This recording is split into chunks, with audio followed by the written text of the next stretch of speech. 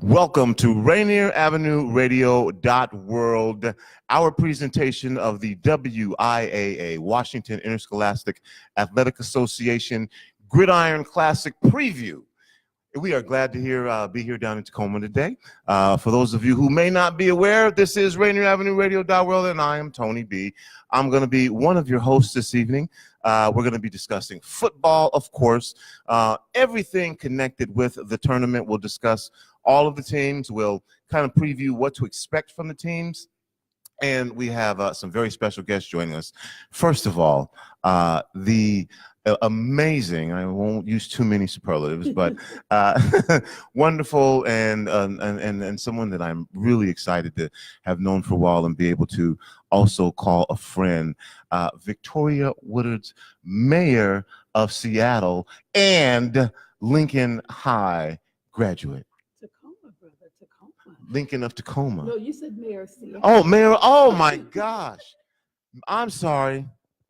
Mayor of Tacoma. I'm from Seattle, and so we love you up in Seattle too. I appreciate that. Jenny Durkin might be a little mad if you called me her mayor. Mayor of Tacoma. Yes, sir. And my friend too. Absolutely. Victoria Woodards and Lincoln of Tacoma grad. Absolutely. Go Apes. All right.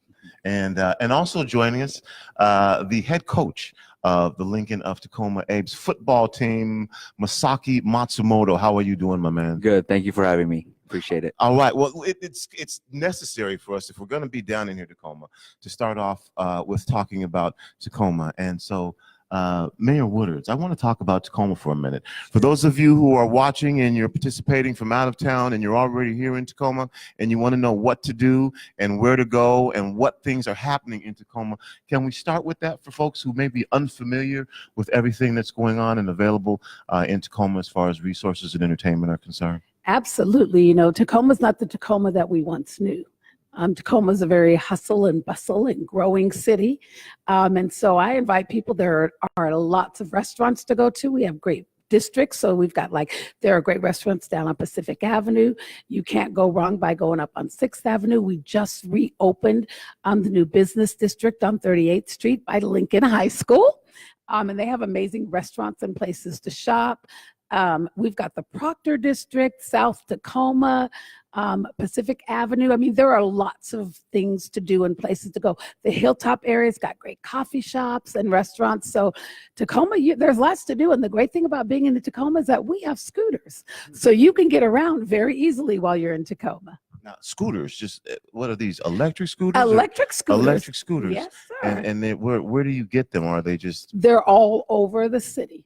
So you can just download the app and you can put find and it will tell you where your closest scooter is. Okay. Now, being that it's the holiday season. Absolutely. Point Defiance?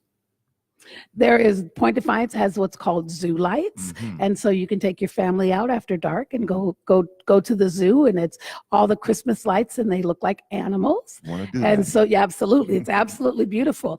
We just lit this weekend the Christmas tree in downtown Tacoma. Mm-hmm. And so you can go take a look at that, and that's on Broadway. We've also got some great things happening in our theaters this weekend, and you can go to Tacoma Arts Live and look at the things that are happening in our theaters. And I believe there's even a discount. Okay. For people who want to attend some theater events this weekend. And one of my favorite spots down here is the Museum of Glass. Absolutely. We've got the Museum of Glass, the Tacoma Arts Museum. We've got the Children's Museum. We have a car museum. We have the Washington State History Museum, and they're all open on the weekend. So great opportunities for parents to take their kids to the Children's Museum if they're parents who are looking for something to do in between the games. For adults who just want to get to the Tacoma Art Museum, there's a lot going on in Tacoma. Again, you're listening to Rainier Avenue Radio.World. It's me, your host, Tony B. Joining me is the mayor of Tacoma, Victoria Woodards. I want to give you some background on Tacoma for those of you who may be unfamiliar, and for those of you who are in South Seattle and have said, yeah, it's cool that you're going down to Tacoma and you're going to talk to Mayor Woodards down there. And I want to ask you a couple of questions. Sure.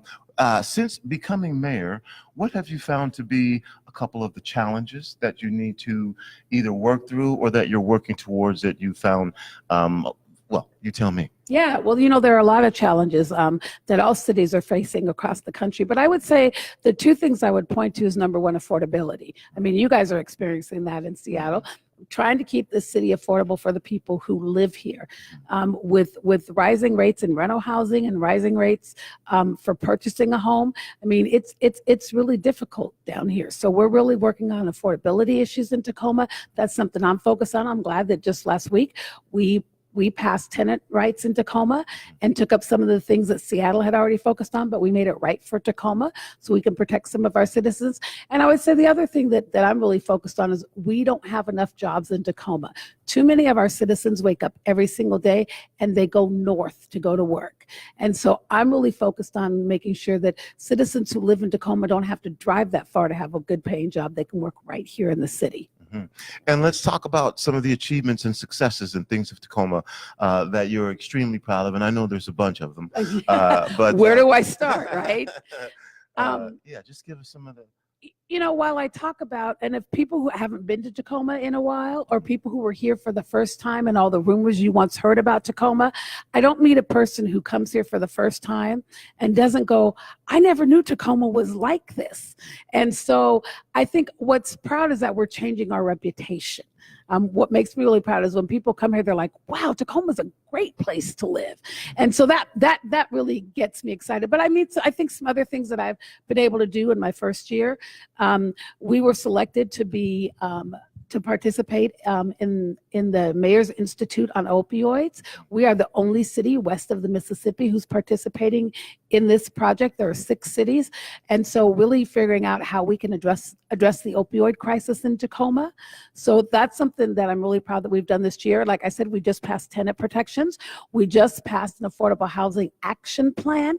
Action being the key word. It's not something we're just going to talk about. It's something for us to actually implement. So I'm really proud about that. But it's been a whirlwind of a year. We've done some good things, but my focus on what else can we do to make this city better for everyone who lives here. All right. Again, this is the Washington Interscholastic Athletic Association Gridirion Classic Championship preview. And we are being hosted in the city, and this event is being hosted by the city of Tacoma. Yep. And this event has a wonderful history of happening here at the Tacoma Dome. Yep. And so I want to talk a little football, and I hope you stay around with us for a second. I will hang out. And I want to bring in Masaki. How are you doing, my man? I'm good. Well, I want to start off by talking about the fact that this tournament annually takes place here in Tacoma. What is the impact that has on the student athletes here in Tacoma, knowing that if they get to the biggest game in the state, they're essentially playing almost a home game? Yeah, no, it gets the kids excited. It gets the coaches excited. We always talk about if we're ever fortunate to get there, we've been close. We could just march down to the dome from Lincoln, and what a cool sight that would be for the community of the east side of Tacoma. But yeah, it's definitely something that people talk about. The dome is right down the road, and whenever we drive by it, hey, hope to be there in December, stuff like that. So it's definitely a great thing for us in Tacoma. Well, let's talk about a few of the schools in Tacoma. I'm familiar. I was, as a matter of fact, Isaiah Trufant wanted to come down, and he did some work with Wilson over the summer. And I think Marcus might be joining us later as well. Again, another Tacoma native. But let's talk about a few of the schools here in Tacoma. And in particular, let's talk Tacoma football. Okay. Well, yeah, I mean, so the 5. We start with Lincoln. Yeah. So the schools are Lincoln, Stadium, Wilson, Mount Tahoma, and Foss. And so all the schools are 3A except Foss, who moved down to 2A a couple years ago. Okay. We in the last couple of years, we've had a lot of new coaches. So that's kind of, I think, been challenging just because it's always good to, have a continuity. But like last year, 3 of the 5 schools had vacancies, and so I think some of the programs struggled this year, but I think the coaches can turn it around. But in terms of Lincoln, Coach Kitna came in about now 7 years ago, and he really just changed the culture of Lincoln football, and they started winning. And when he decided to take the head job in Texas, I reached out to the principal, Pat Irwin, and I told him I was interested, and we got the ball rolling, and I've been there for the last 4 seasons, and it's been a blessing. And I love the east side of Tacoma, and love the kids, the community. The administration's been great, and we made the playoffs all 4 years. Now we're just looking to make that next jump of going, hopefully to the state championship game. Yeah. Did you, would you made the round of 16, right? Yes, sir. All right. Yeah. All right. Let's talk in particular and I'd like to hear from both of you, the importance that sports plays in the role with student athletes and public education. Masaki, we'll start with you, and then Mayor Woodards, I'd like to get your feedback on that as well. Yeah, it's huge, I think, for kids in general, but I think it has an even bigger impact at a school like Lincoln, because, though it's not necessarily true because these kids are smart and they are scholars, a lot of them do think, sports is their way out. And so, a lot of them come because of sports. I say a lot of kids, if there wasn't sports, their attendance wouldn't be as good. Now that's a good thing, but also it could be a bad thing. But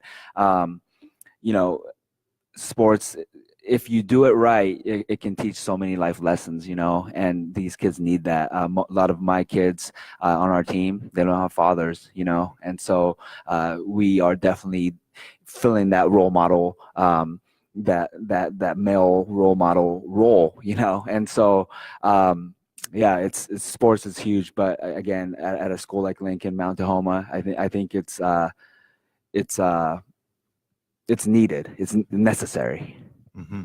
And Mayor Woodards. I would absolutely agree. I think too often, though, we think about sports just as what happens on the field and whether you win or lose. But what the coach said is absolutely right. It teaches life lessons that you may not learn somewhere else. Yeah, there, as we say, hard skills and soft skills. So in sports, there's a hard skill of learning how to run defense or run offense or be a quarterback or do all of that in football. But there's also things kids learn, like teamwork, like being confident. And those are the kinds of things that sports teaches young people. So even if you don't make it in the pros, which we know the percentages of people who actually get to the pros are very low, but what it teaches kids in how to live and how to be, those soft skills, I think that's one of the most important things about sports. And as the coach said, a lot of kids who play sports don't have those role models at home to teach them those life lessons. And there's a lot of life lessons that are learned in sports. All right. And I'm going to talk specifically about football here, because at one point there were, and there still are, there's some trepidation about football because of the head injuries. And so I'd just like to get some feedback from both of you. In particular, one of the things that's been suggested is you change the way you tackle. Mm-hmm. And other things are being done, again, to more protect the athletes from certain types of hits, when they are unaware. But tell me about football, because it's football, mm-hmm. And there are people who go, it's football. Mm-hmm. So let's talk about how you bridge those two things as a head football coach. Obviously, you want to win. It's about physical. It's about being physical on that field. But at the same time, again, we know now that there are some potential long-term effects from multiple head injuries and concussions. Yeah. So the competitiveness and the physical part, it really hasn't gone away. We just teach things differently. We go to trainings now as a coaching staff. Heads Up Football is a great organization in America who puts on clinic all over the country, and we go to those pretty much almost every other year, and they teach us drills and they teach us technique to keep the head out of the game. And just small things like we don't even use the word head anymore. We say, hey, put your face, or put your mask here, not your head.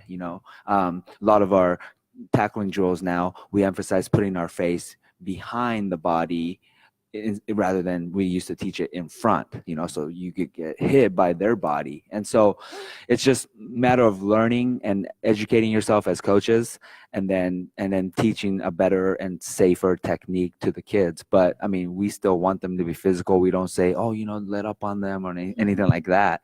And so, yeah, it's just, again, matter of educating ourselves and then educating the kids. All right. And Mayor Woodards, same question for you. Is this something that comes across? Is it something that you have to take a look at and you've been approached by, or just your thoughts on it in general? Well, I give you my thoughts in general. It's not, we have a private, or it's not a private school district, but we have a school district, and we have school board members who are elected separately who run the school district. So it's not an issue that comes to me, but I think as the coach just said, I mean, times change, right? And you adapt.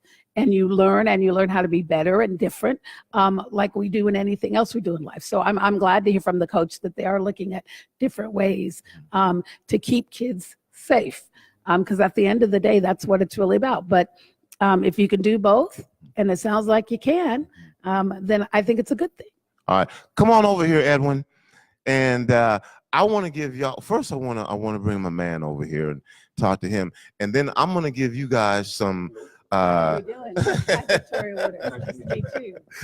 I'm going to give y'all some time to big up Lincoln of Tacoma High School, okay?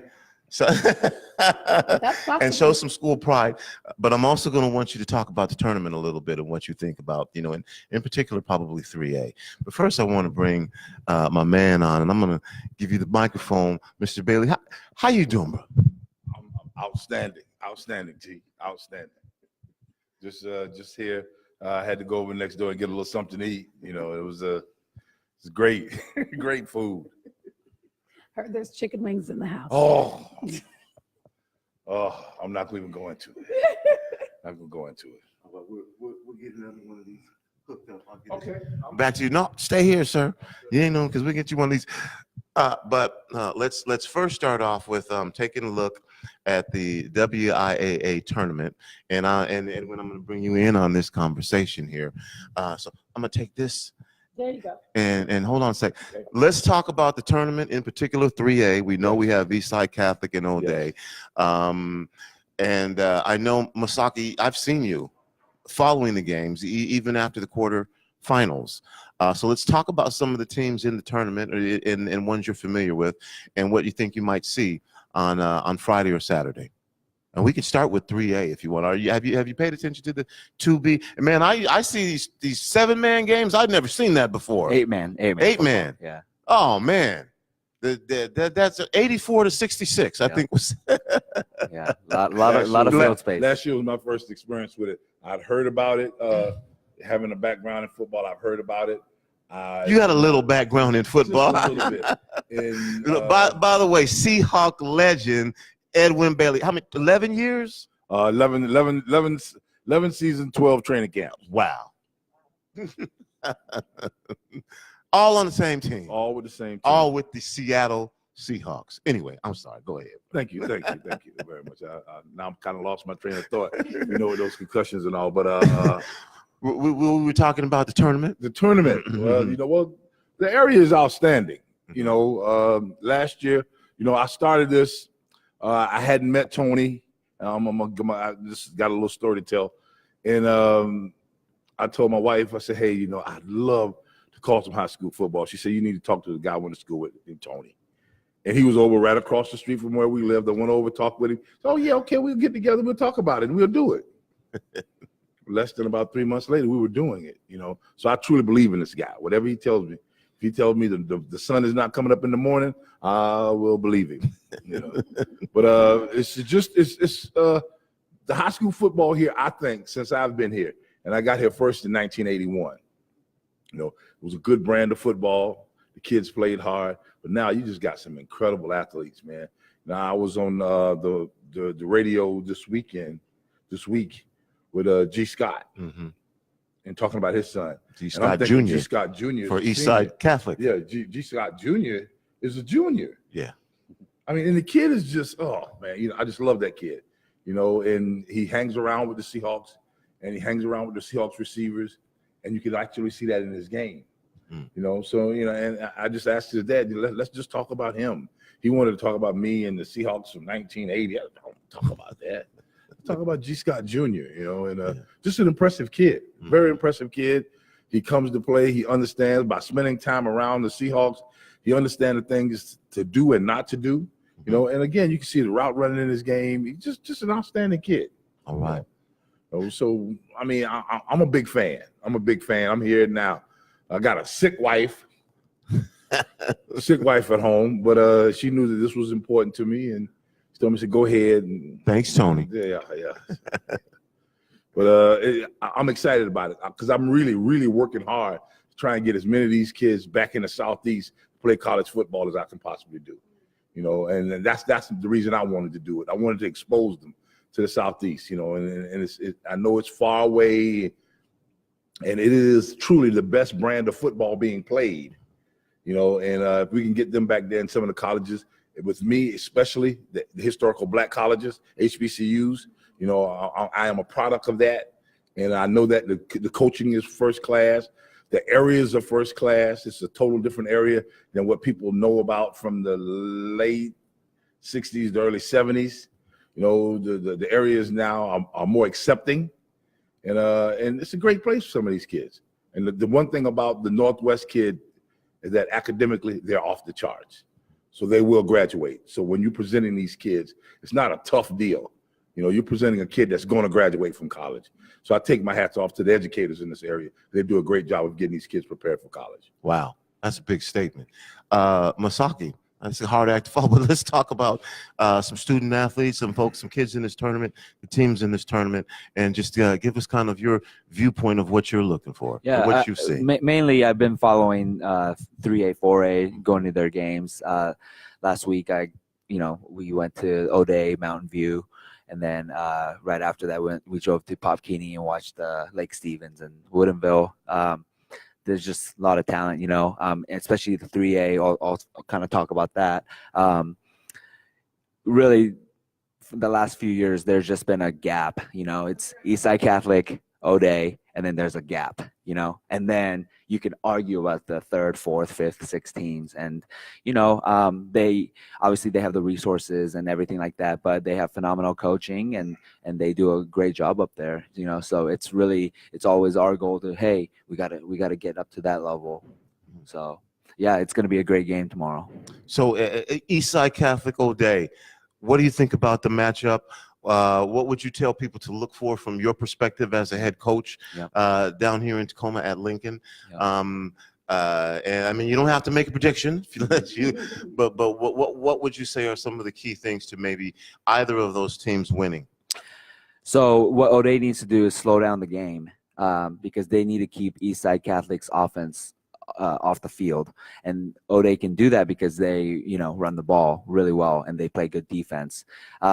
If I were them, no disrespect to the Eastside Catholic's quarterback, but I would say I would make him try to, you know, beat us because they have a running back who has offers from everywhere. But Sam Adams, exactly. He's a junior. Yeah, well, they're all juniors. Really, they're all juniors, and the best player on their team is a sophomore. They're D-line, they're D-lineman. But anyways, yes, he is. I would, like I said, I would just slow down the game, keep them off the, keep Eastside Catholic's offense off the field, and that's how I would attack them. But again, it will be a good game. Eastside Catholic won the first game, but O'Day had a good amount of turnovers, so I think they'll clean that up. So I think it should be a good game because it's always hard to beat a team twice as well. And what about the 4A? Did you want to? Well, I want to jump on Sam Adams now. I played with his granddaddy. Mm-hmm. Played a little before his dad. When you have a granddad and a dad that competed in the NFL at a high level, and then at a high school level, you could possibly be voted better than the both of them. That says a lot about that kid, man. This kid is a punt returner, kick returner. Not a bad cornerback. Not a bad cornerback. This is a very, very talented kid. This is a very, very talented group of kids. And last year, there was a pretty good talented group of kids up there. Yeah. Out there last year. But with Sam Adams and G. Scott, the coaches should be beating the doors down trying to get into Seattle to get these kids in to play in college football for them. It's just an outstanding group. I mean, and I'm not going as the fact that I played on the same team that Sam Adams' dad played on. No, this is the fact that I was a college coach and I recruited college kids, high school kids to go to college, and I just see outstanding group. And again, the most impressive thing to me always is when I ask about their grades. 3-point student. That's hey, these kids are taking advantage of afforded opportunities. All right. And I just love that. And Sam Adams along with G. Scott, these are kids that I'm going out on the limb. I told G. Scott, Dad, I want an autographed picture of him now, so it's gonna be worth something in about 8 or 9 years. But these two kids, Sam Adams and G. Scott Jr., these are kids that you're gonna see play college football, and they should matriculate over into the next level. I'm not going to jump on it too much, because that's kind of a lot to put on a high school kid. But these kids should go to college and be productive football players. All right. And I want to give you that opportunity I was talking about now before we get out of here. Again, this is Tony B, and you're listening to the WIAA Championship Tournament football game. I'm not going to leave you hanging, bro. And preview. Right here on Rainier Avenue, join Rainier Avenue Radio.World, Seahawks legend Edwin Bailey, mayor of Tacoma, Victoria Woodards, head coach of Lincoln of Tacoma football, Masaki Matsumoto. So we talked about a few, but now I want to give you opportunity to represent Lincoln of Tacoma, the long history of Lincoln. No disrespect to other schools, but Lincoln has a long history of success down here in sports and recognition and students who take pride in their community. You said, I'm a Lincoln High grad. You coach of Lincoln High. Everyone out there listening from Edwin, are you familiar with Lincoln? I'm not familiar. So this is your opportunity to shamelessly talk about Lincoln High of Tacoma. Ladies and gentlemen, this is Lincoln High according to Coach Matsumoto and Mayor of Tacoma, Victoria Woodards. What is Lincoln High? So I'm let the coach go last because he can talk about football. I can't.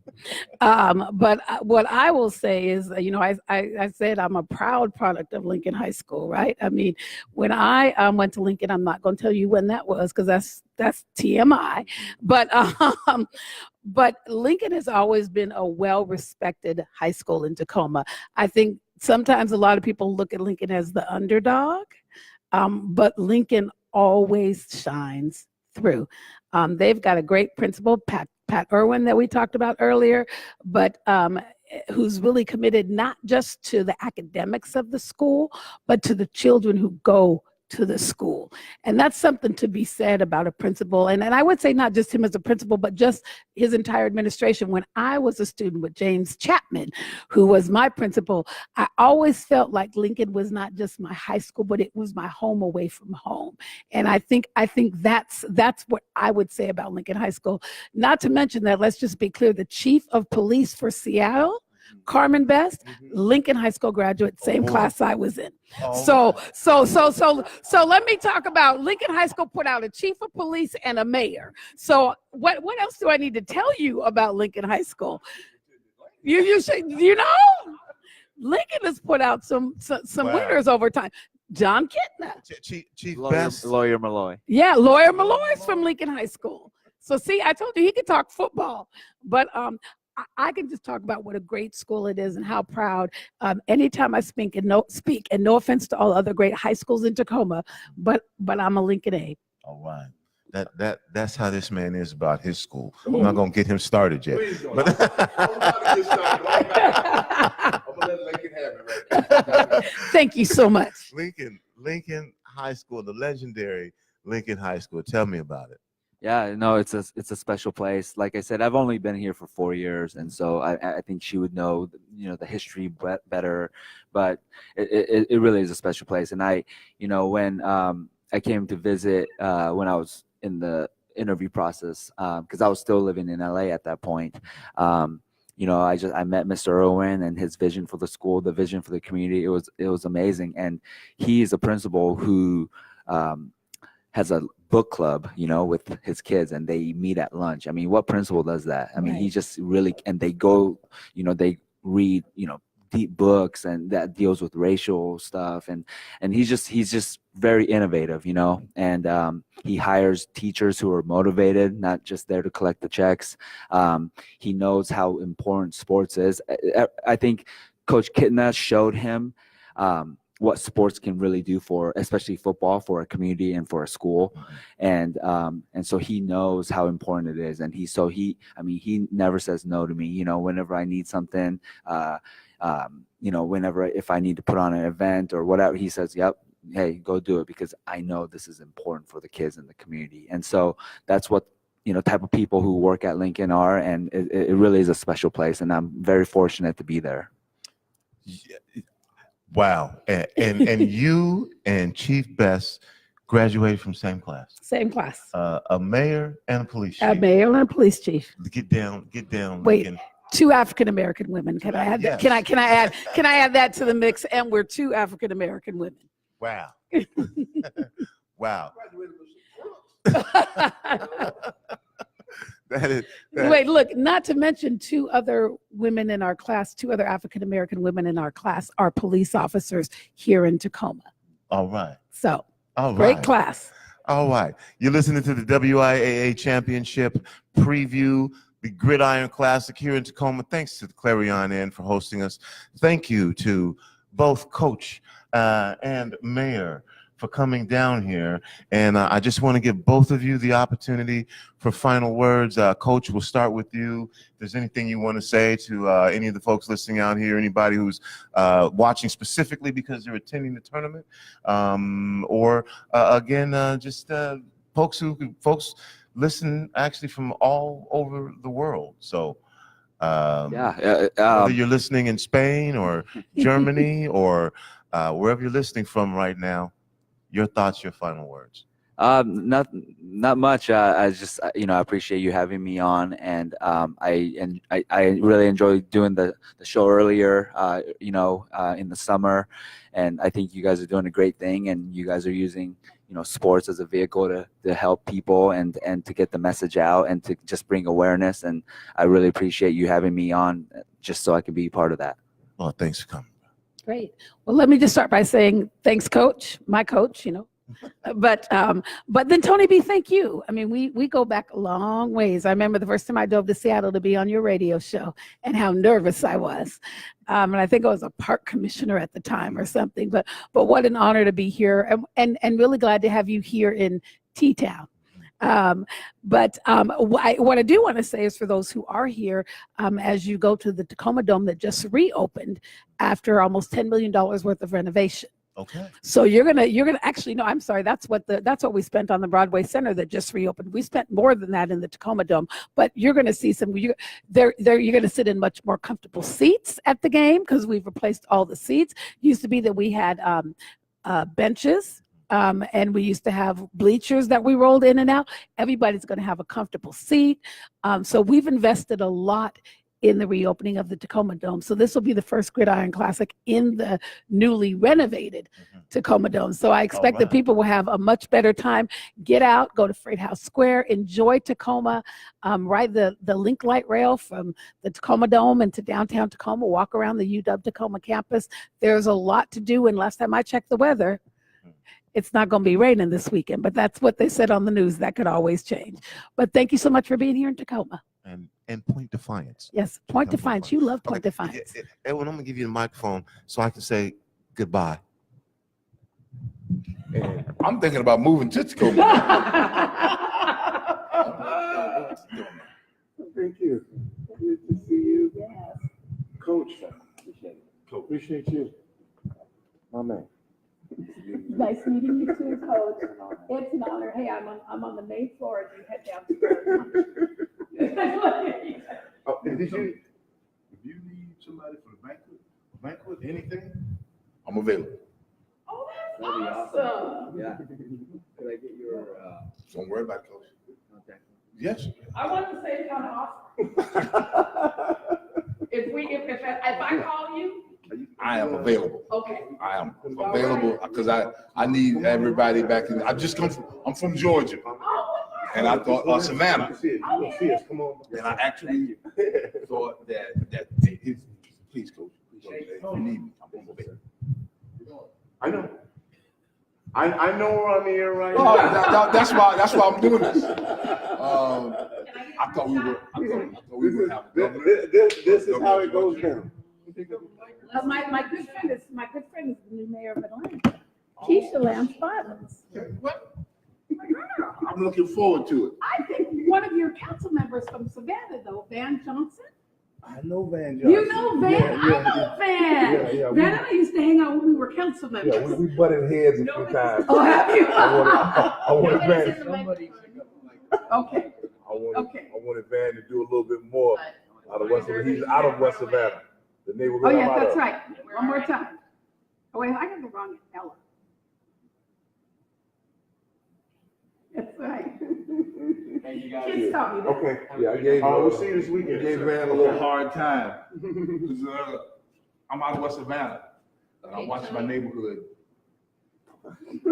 Look, I guess you're gonna have to bring us back together because you gotta be back on the radio.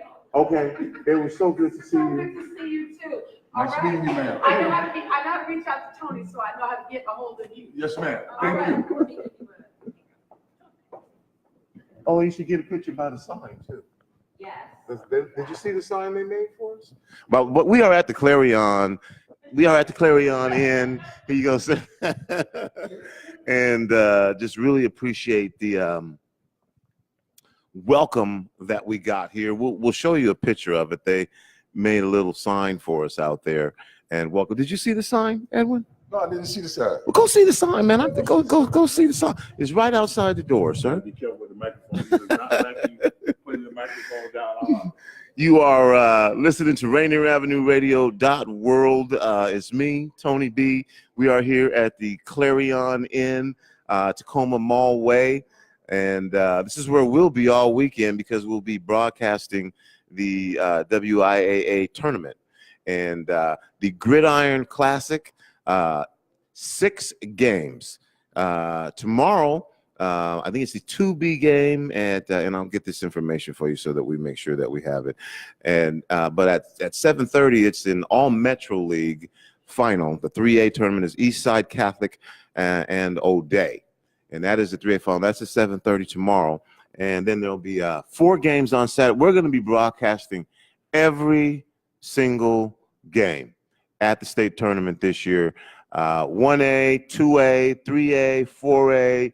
2B and 2A. We're going to broadcast all of them right here on Rainier Avenue Radio. And I asked Edwin to go take a look at the sign out there. You know, we'll show you guys a picture of it. We'll have a few other guests joining us here a little bit later, and we'll talk about some of the teams in the tournament and what to expect from these teams. And although I won't be maybe making any predictions, we'll maybe get some folks to talk about who they think that they believe will come away with the championship down here at the Gridirion Classic in Tacoma. Boy, 2 days of football in Tacoma, the Gridirion Classic, right here on Rainier Avenue Radio.World. Everyone's going to be back. I may as well take this time to tell you a little bit about who we are as a radio station. If you're just tuning in to Rainier Avenue Radio for the first time because you're interested in finding out who's going to win, who's going to play in the WIAA Classic, hey, we got that for you. We have a robust sports department. If you're on the website or if you're on the TuneIn app, go to the website. Or if you're on the Facebook page, go to the website as well. Adios, Mayor. And take a look at a number of the different things that we do. In addition to broadcasting football, we also broadcast talk shows, everything from critical issues to entertainment shows that are just funny, and maybe some stuff you might think is a little weird, but it's expression. That's what we do. We are a community radio station with the goal in mind of amplifying the diverse voices within our community. And we also broadcast music, of course, lots of different types of music. Some of our shows combine music with topical conversation. And you'll find a variety and a range of music as well. In addition to that, we also have children's and youth programming produced by youth for youth. And then some wonderful programs like Story Time and the Can Do's, which focuses on early education. Story Time is a show where folks read basically their favorite stories. And then there's a Kiki Calabash and another wonderful show aimed towards and directed towards youth.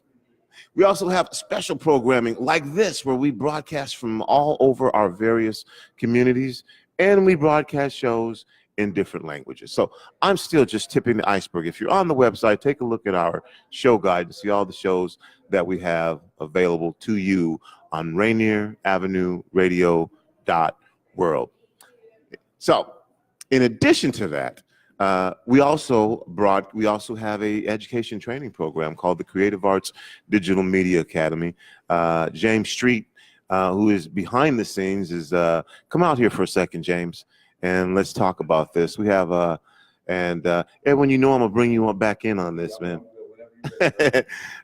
We have our Creative Arts Digital Media Academy, which we have taught and teach classes in Seattle at middle schools and high schools. We've taught at Washington Middle School, Mercer Middle School, Meany Middle School, Franklin High School, and also Rainier Beach High School. We've also taught at the Rainier Community Center, the Rainier Vista Boys and Girls Club. We've taught courses at our own office, and every summer we do a math and coding program. We've done it in partnership with the Northwest African American Museum, and this past summer we taught our math and coding class at Meany Middle School.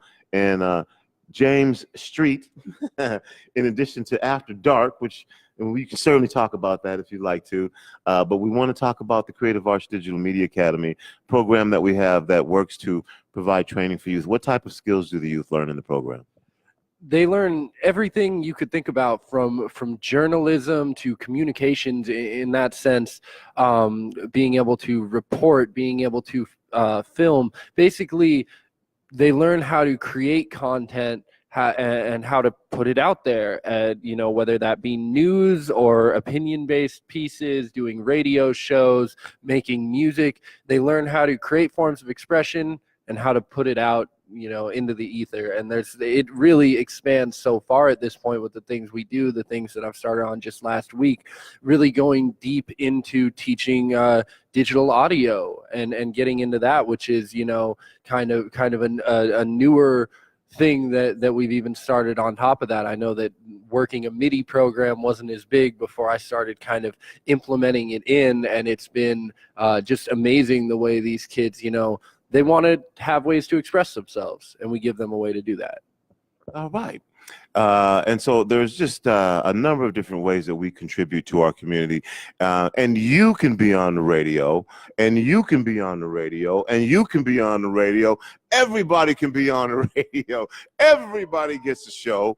As a matter of fact, the Edwin Bailey Blues show is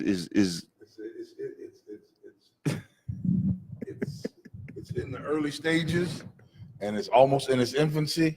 But I am so excited. You know, I'm working on the deep, sexy voice. You know, I'm working on everything. You know, and I'm putting myself in his hands, and I know I'm in good hands. Yeah. You know, and I'm just excited about blues, jazz. You know, just, you know, doing something new. Mm-hmm. You know, and I'm excited about exposing my knowledge of the music.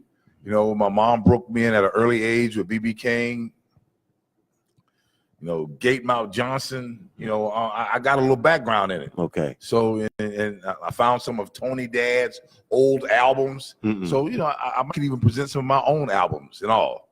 Mm-hmm. But Tony, I'm excited about it, man. And you know, it all started with you. You know, talking about football, and now, you know, I'm a fledgling DJ. The Edwin Bailey Blues Show. Oh, For you fans of blues, you gonna bring it, right? I cannot wait to make the T-shirts up. And James, you do a show called After Dark. Yes, and Traffic Jam, 4 to And 6, Monday Traffic through Jam. Friday. That was a little more because, I mean, it's 5 days a week. But After Dark, we've really been doing so much with it. I hosted alongside one of my best friends, Casey, who kind of became a big part of the show, as it's nice having someone to talk to, because I started getting more conversational with it. It kind of started as a music show and opened up to where it's really whatever happens in the middle of the night. It's a midnight to 1 a.m. show. I do it on Tuesdays. I've had everything from premieres and performances of music live on the air to just sitting back and having conversation. There's so many things that happen at this point, and it's just a different experience every week. And if you can't get to sleep or you need something to fall asleep to, that's the place to be on Tuesday nights. After dark. Yeah. Yeah, and you've been doing. You've got some footage that you're going to be playing on your show from a few live performances as well, right? Very true. And you had a live performance on last your show. week. Some things happened with it happening on the show, but I had in studio the week before. I had filmed a cipher from some local artists who were over from the 509 Tri-Cities, and they put on a great performance, about 20 minutes worth of content, and we were playing that on the show. And I've yet to pick through, but I filmed all of the later in the evening sets from the Ready Ron Beats Takeover 2 that we went live from. Shout out to Ready Ron. Yeah, shout out to Ready Ron. Ready Ron Beats. And Ryan, I'm sad. I have the Smoke and Mirrors shirt on me, and I didn't wear that one. But I have so much music from them, of all of these acts, from local legends like Fatal Luciano to Ready Ron and Ryan with the Smoke and Mirrors stuff. Other people who've been on the show, J-Dash, who I had also months ago on, and just a ton of other artists I had never heard of. And I have all this music compiled, these videos of it, along with audio pulled straight from the audio board. It's about time to start picking through it and play some stuff back so people can relive it. All right. We are here at the Clarion Inn. Wonderful settings. I'm cool being here, but I can't wait to get back to my room. The room. So let's talk some football. It is the WIAA, James, stay here. It's the WIAA Championship, the Gridirion Classic, right here in Tacoma at the Clarion Inn, coming to you live. Mr. Bailey. Yes. Let's talk about getting to this level as a team and what that means and what that takes. Is it important in developing, again, a college athlete? If you are a certain type of elite athlete, are you taking your teams to these types of games? Let's just give us your opinion, your background on this tournament, what it means to teams, and again, you're played at the highest level. Okay. Tell us about a tournament like this and what it is. It's very important. It's very important. You gotta have some success. And the guys gotta play well. You want the big stage. I want to be on the biggest stage. And for these kids, this is the biggest stage. And after watching the games and watching the teams that we watched last year, again, we're talking about, G Junior, outstanding kid. The receiver, there's more outstanding receivers at the high school level in this area than I've ever seen before. Wow, that's a big statement. And the kids can play, they can catch. You got one kid that doubles as a receiver and a linebacker. Just outstanding talent. So, it's important to be here and do well on the big stage, because some coaches, are going to measure that. And if I was the head coach at Alabama, I want to see how you're going to play on the big stage, because every game against Alabama is the big stage. Every game that the Huskies play in the Pac-12 is on the big stage. So how are you going to do? Are you going to come out here and are you going to dominate? Are you going to come in, you're going to be into the game, you're going to have some success, or you might not have the success that you want, and how are you going to handle it? Are you capable of able to bounce back? Can you make plays under duress? And what I always ask the kid, what's your plan? What are you planning? What are you going out here to do? There's a kid that plays basketball at Duke, a freshman, Zion. Wow. This kid is incredible. So obviously he's been preparing for the big stage because he's playing at Duke. Everybody that Duke plays, you know, they're going to roll out the red carpet and they're coming to try and beat you. You know, this kid is playing over the top right now.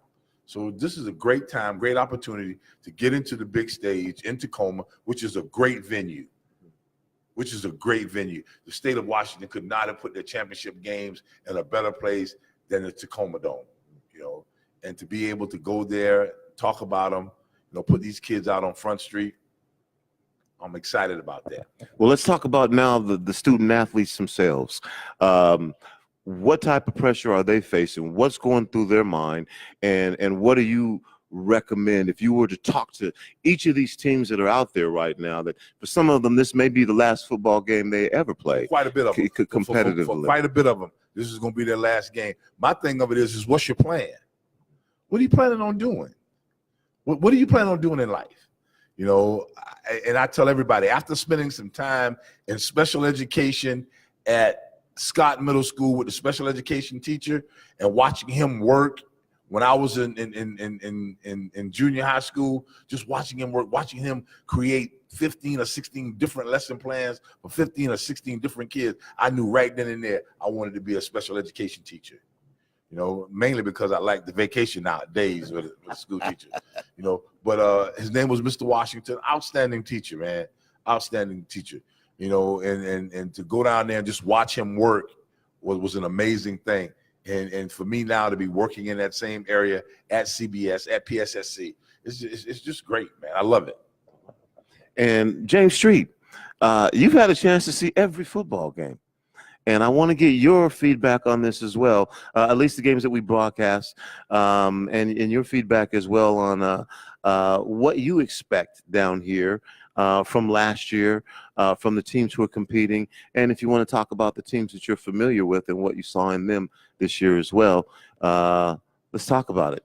Definitely. I mean, I'm expecting to see the same level of talent we've seen all year, but now we get to see them all paired up, you know, and not just at the 3A level, but I remember the 4A game last year being a barn burner with Woodinville ending up coming out on top, I believe, if I remember. I mean, that was a year ago, but every game thoroughly was just amazing to watch the talent of these kids out here. And really, Washington is a football state. It has been for a long time. We have great schools out here. I mean, even look at our Division II colleges, which some of these kids are going to be going off to. Eastern Washington and Central Washington have been notoriously good Division II football schools, and that's outside of, you know, having the Huskies and the Cougars up here as well. So, you know, a lot of these kids were raised on football, and we have a lot of talent and ability out here.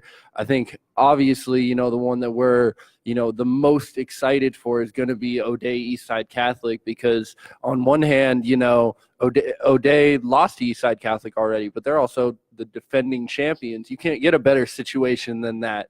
Eastside Catholic fighting to take that championship that they know can be theirs if they play their best game, and O'Dea not wanting to lose another one and wanting to take it again. And it's it's going to be exciting, and you know it's going to be packed in there too. Both of those schools travel well, so it's going to be loud. It's going to be a big deal, and you know, I know that it's going to be a great way to spend a Friday night. Yeah. I'm gonna take off. I'm gonna be back in a second, and I'm gonna leave you and Edwin here. But Edwin, before I do, if you can, just talk about your experience this year covering the entire football season. We started at the Jamboree, Yes. and then we went through, you know, all the way, and here we are again at the championship. But just share with our listeners your thoughts as the season unfolded before your eyes. I'm gonna be very conscious not to call any names, but just call these guys by positions. You know, this was an outstanding year at every position. You know, you got the quarterbacks, you know, you got running backs, you know. Again, Sam Adams Jr. as a running back. I mean, if this kid is not one of the top running backs in the country, I want to see who the top running back is. I think that, you know, Eastside Catholic, O'Dea, Rainier Beach, all of these schools had some outstanding receivers, man. You know, I think all of the kids, you know, they spent time somewhere around some quality coaches and some quality receivers, and they just got some unbelievable techniques and fundamentals. And these guys catch the ball, they block, you know, they block for the run, you know, they're getting downfield. It's just been an outstanding year. Defensively, you got some linebackers and some defensive linemen that played very, very well. And the one thing all of these kids had size and strength, you know, functional strength, you know, and then everybody's athletic. It's just been an outstanding year. Oh, it was the fullback. Oh, man, I cannot remember who this fullback plays for. He was number 36 and number 38. I mean, this kid reminded me of all the great fullbacks from the San Francisco 49ers, you know, just blocked, you know, played a little bit of linebacker, just an outstanding ball players, man. You know, the state of Washington, as you said earlier, is truly a football state, you know. Although when I was here in the mid to late 80s, Bellevue and Mercer Island didn't have bad basketball teams back then. So, well, you know, I mean, basketball state too. We've always had great talent. I mean, and a lot of these kids too that we see, you know, are going straight into the basketball season after this. Yes, they are. Yeah, all beat up and bruised. Yeah, and a lot of them starters. These are just all around athletes that we get to see up here, and it's amazing. It really has been a great year, and it's going to be great getting to see the culmination of all of this come together, as well as get to see some schools that we don't see too much. Don't nearly see, you know, because I was kind of excited about the 8-man football, you know, because I got really excited about it last year. You know, his team come out with about 16 ball players, and they came and balled out, man. You know, played well, tough. You know, hard-nosed, well-coached. Man, 16. Some of those schools over there, and I know because my uncle lives out in Republic, or right outside of Republic, where that Republic High School is one of those schools, and normally gets, you know, up there closest to the championship. They haven't made it out here in the last 2 years, but they usually have about 9 kids who turn out for the tryouts, and they play 8 on the field, and they have 1 backup. I mean, those kids work hard. They play both sides. They play the whole game. Yes, sir. As we used to call them back in my day, 60-minute men. You know, you on both sides of the ball and you play the whole game and don't even think about coming out of the game. Yeah, no, it's amazing, and those are some great athletes too. And then the idea that they get to come out from all over the state and get to play in this huge arena like this. I mean, there really isn't a better place that they could have it than a big dome like that. You know, well, if you're putting 8 men on the field and you got 16 men, on your team, you know how many people are sitting in the stands, you know. So then to be in front of a crowd like the crowd that the Tacoma Dome always produced, that should be pretty exciting for these kids. You know, I know what it was like for me going into the King Dome for the very first time. You know, and I always tell everybody I hyperventilated. And I didn't even know what hyperventilated means, but I know I couldn't breathe. You know, it seemed like everybody just came right down on me. You know, it was a weird experience, but it was something I learned to appreciate. You know, and if you don't know now you know that, you know, this is the area with the best sports fans in the world. You know, the 12s are the best.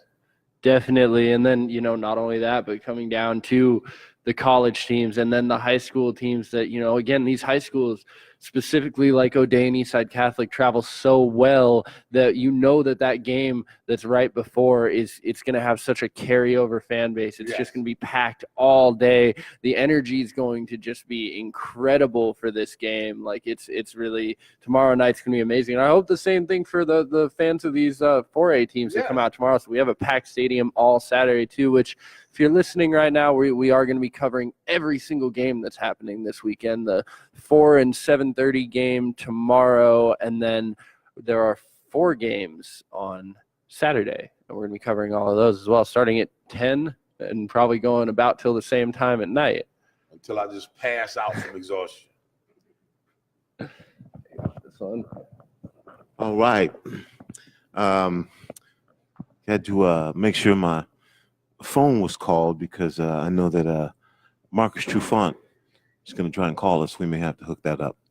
a little bit later. But you were talking about the games going on tomorrow, and that 2B game, Kalama, I think that they played last year, Yes, they did. versus Napavine.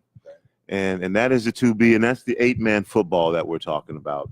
And then tomorrow night, 7:30, the big 3A game, an all-metro final, state championship, defending champions, O'Day, taking on Eastside Catholic, the O'Day Fighting Irish and the Eastside Catholic Crusaders. Then tomorrow morning at 1 o'clock, Newport takes on Colville for the 1A championship. That's at 10 o'clock. And then at 1 p.m., Linden Christian takes on Hawkinson, and that's in the 2A championship. And then at the 4 o'clock game, and Edwin, I think that you might remember, it's Elmira Cooley. 3 names. Elmira Cooley Heartline. Yes. And what is it? What is the other team that is playing? Elmira Cooley Heartline. And you remember them from last year, Edwin, and you were and I think that you said if they had a Odessa, Elmira Cooley Heartline versus Odessa for the 1B championship. And I remember you being so taken by that team. You were like, we need to talk to that coach, and I'm going to go. I want to go and do their banquet. Yeah, I remember that. Well, if I remember correctly, that was also the team with the female nose guard. That's right. They had a female nose guard. Elmira Cooley Heartline. Yeah, and I remember Hawkinson from last year too. Hawkinson played. And that is something. Now that there has to be something to be said for that. If you come back and you come back to repeat. Yeah, well, you're defending your championship, or either you're defending your championship or you here trying to get one. Yeah, and I think that's outstanding. Mm-hmm. Yeah, they did have a female nose guard. Yes, they did. Oh, Elmira Cooley Heartline versus Odessa. Odessa. And that's in the 1B game at 4 p.m. And then at 7:30, the 4A final is Lake Stevens against Union. So 4 games on Saturday. And then, Edwin, let's talk about it's broken up by size of school. And so what you have in some of the smaller schools are not as many athletes on the team, right?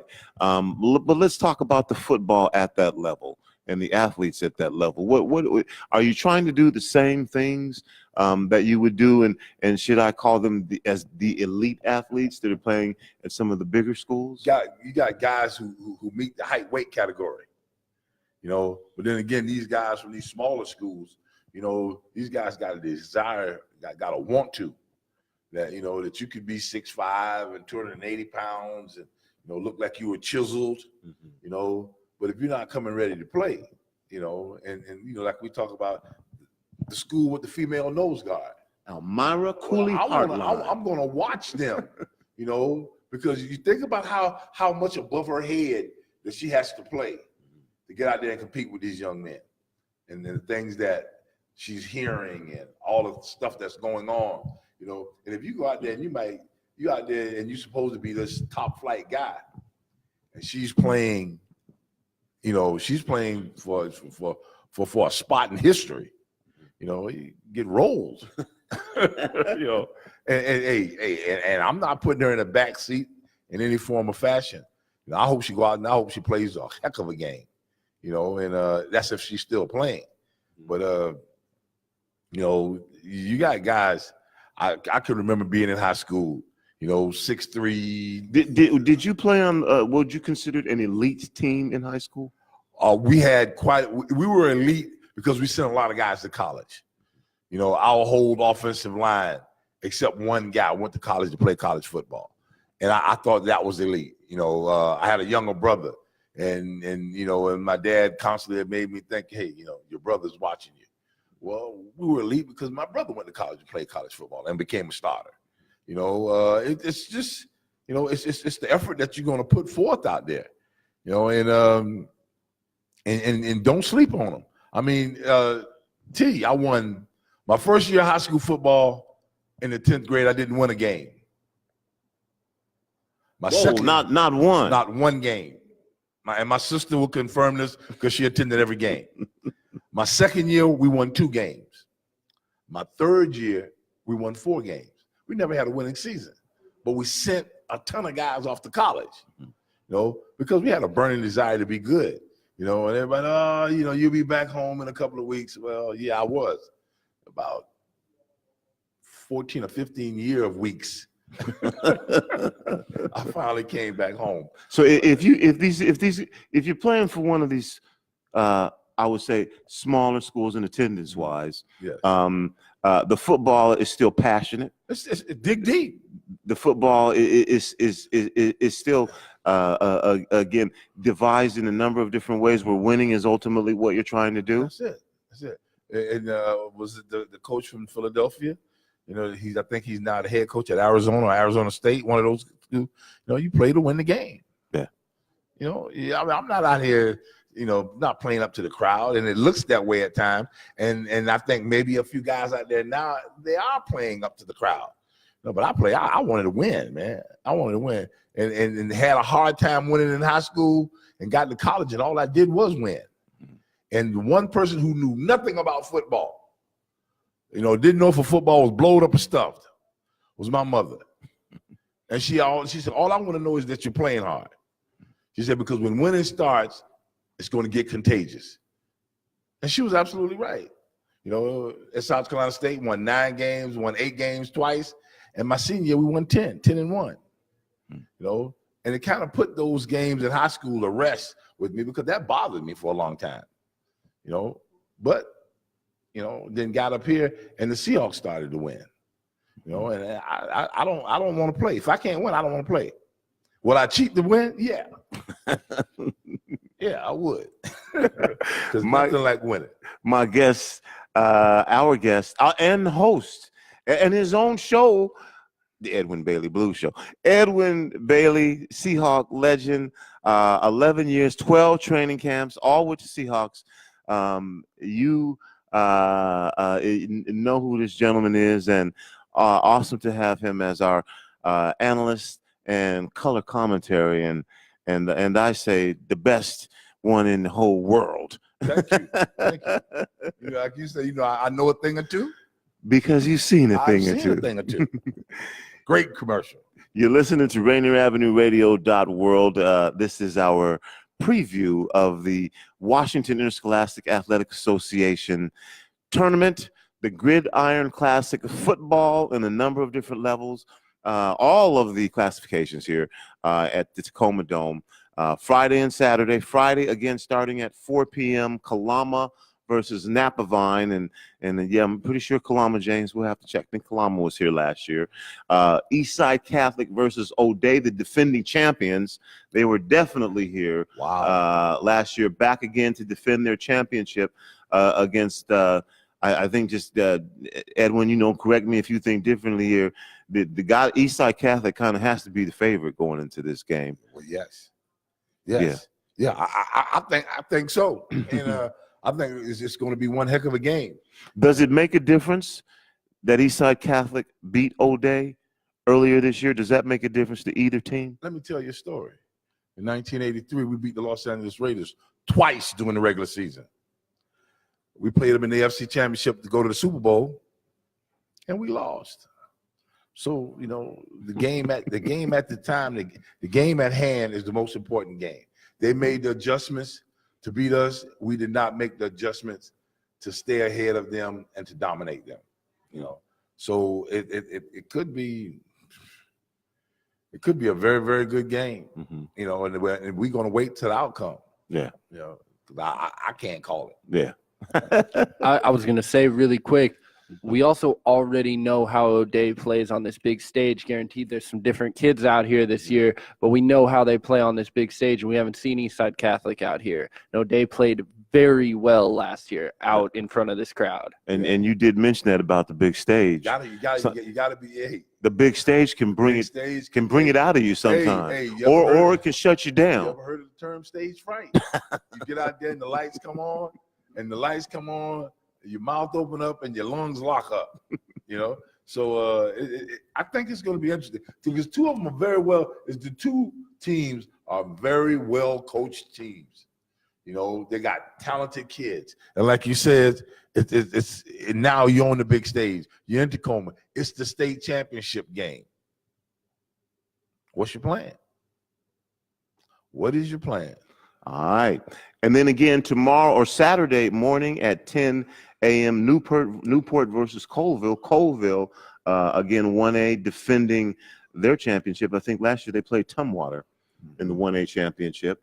Paul Pearson will be here for play-by-play for that game. Newport versus Colville, 10 a.m. tomorrow morning. Then Linden Christian against Hawkinson, which they're repeating.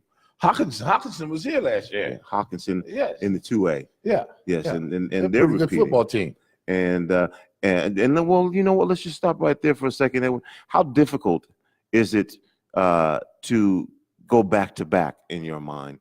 I mean, it's high school, so you're going to have some turnover of players. But to go back to back with that, when everybody knows that you were the champions and that's what you're shooting for. Well, the only time I ever went back to back as conference championships was in college at South Carolina State, and it's the MEAC conference, the Mid-Eastern Athletic Conference, and we dominated that conference for about 10 years. You know, and the most distressful thing that happened to us was our junior year. You know, I don't know what happened, but we lost the conference game. You know, freshman year we won, sophomore year we won, junior, and so my senior year we came back with a vengeance. You know, won 10 consecutive games. You know, lost our final game to an outstanding Grambling team. You know, but repeating is tough. Repeating is very, very tough. Everybody know what you're coming with. You know, they know we was coming 3 downs in a cloud of dust, and it was tough, and it's equally as tough on a team that's repeating. You know, because you know what you got to do. You know what it takes to get there.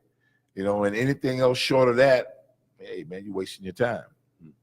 James, you want to add anything to that? No, I mean, really, that kind of hits the nail on the head. That it's going to be tough for both teams either way, and that's why I said it's kind of the perfect setup. We have what could be looked at as the favorite and the best team, or the best football team in the state of Washington, up against the defending champions who are out for blood because they lost one earlier this season. Yes. Who are, you know, you can't really claim that they're not as good except for the fact that they lost to them earlier this year. But Right. we know they're an extremely talented team. You can't have a more perfect situation for the two best teams facing off at this, you know, at this level. And I'll be in the right spot. And we did talk a lot about Eastside Catholic, but O'Day has a pretty good quarterback who plays corner as well, Monte Scott. Yes, he does. Mhm. Yes, he does. He's an outstanding football player. You know, big, tall, athletic kid. You know, it's just so. I mean, you know, from start to finish, from left to right, everything's good. This is the perfect storm. All right. The 3A championship tomorrow night in the Tacoma Dome, O'Day versus Eastside Catholic, 7:30. If you can't make it down to the Tacoma Dome, tune us in on the TuneIn app and get RainierAvenueRadio.world, or listen to us on the internet at RainierAvenueRadio.world. Or if you're on Facebook and you're watching right now, we will be broadcasting from the Tacoma Dome.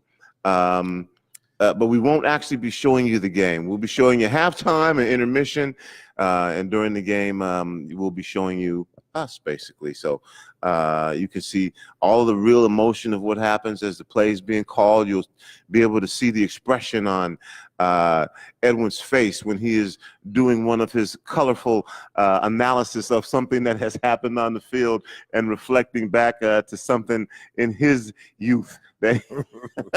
Don't hold it against me. I get enough stress from my wife. Look at the camera. Stop chewing. God. And then, you know what, this is a good time to give a shout out to our sponsors. James, you want to? Yeah, shout out to Def Chef Kitchen, who's been supplying us with food all year. Had to start with that one because I love you, man. You've been making the most amazing food, helping us out, keeping us fed when we're, you know, spending late nights out at the stadium. Def and Chef being, Kitchens. A great partner for the station. Yeah, Def Chef, the The Deaf Chef, Deaf Chef Kitchens, and you can find them. Is that the same tagline for the website, Deaf Chef Kitchens? Deaf Chef Kitchens. And you can find that over on Facebook too. So we'll definitely link that into some stuff so that you can find them. Great option for catering. And then also we had Earshot Jazz, the Earshot Jazz Festival, who we did some other partnerships with that went really well this year, getting out to some amazing concerts and just seeing some wonderful music. It goes a whole month long, and they throw 60 plus shows over 60 shows in 30 days. Wow. And where was I? And they were all over. We were at football. But I mean, they're every day of the week, and there's multiple shows happening and just amazing things happening too, and it was too bad we didn't get out to see Roosevelt this year. We were kind of mentioning that earlier, but they run a great music program. One of the Earshot Jazz shows was the Roosevelt Jazz Band, which is cool that they, feature, these local acts as well as national and international acts too. Some of the biggest jazz acts in the world. And Edwin, I think I mentioned to you, and I should have stopped by your house and grabbed you because I went to see drummer, because I talked to you about this, Lenny White. Yes. Who made the song Peanut Butter. And he was and he was playing at the Royal Room in Columbia City. So the Earshot Jazz Festival takes place in big venues like the Seattle Art Museum or Benaroya Hall, but then also in smaller venues and in communities, and they were everywhere from Bremerton to Bainbridge, just all over the Northwest. So Earshot Jazz, thank you for your sponsorship of high school football. And last but definitely not least, Clarion Inn. Yes, which we are already so stoked on. You can see this part of the room, but there is a lot more room out here and things happening. This is a beautiful hotel that we're at, a little bit of kind of south of where we're going to be going to the Tacoma Dome. Not far though, just a couple exits back, real close. If you're looking to stay out in Tacoma, get close to downtown and kind of all the things happening out here, great option here at the Clarion. And I know that this room's going to be vital in the mornings before going out, as they have their continental breakfast too that goes on all morning, and so we'll be getting to that as well. Really a great option for staying out here in the Tacoma area, so check out the Clarion Inn. Yeah, and like I said, I'm cool down here, but I went up to my room. I said, okay, I'm gonna spend a little time in here. The accommodations are wonderful and comfortable, and thank you to the Clarion Inn for hosting us for to none. 3 days down here. Clarion Inn, Tacoma Mall Way. Yes. Yeah, and we've taken over the bistro. Yeah, and everywhere. I mean, like we've been bringing up Edwin's blues show coming up, but I think it's going to make the perfect environment to record an episode of this blues show as well, which we're going to be doing. Let's make it happen. Yeah.